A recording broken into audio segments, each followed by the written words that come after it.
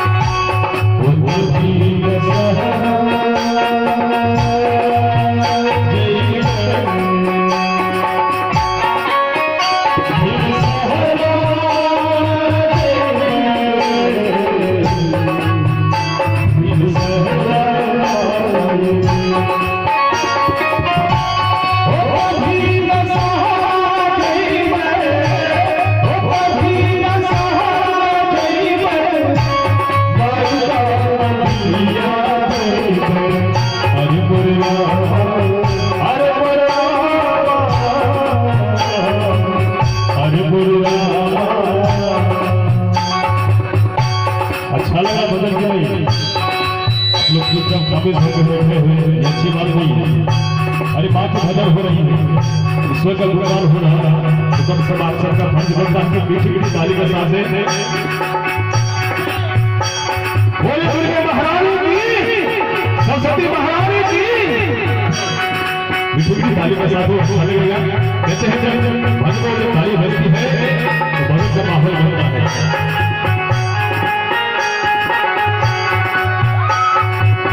अरे बोले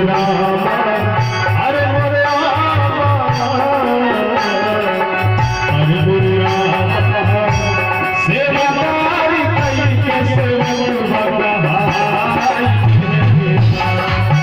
अरे बोले सेवादारी कई के सेवन भगवा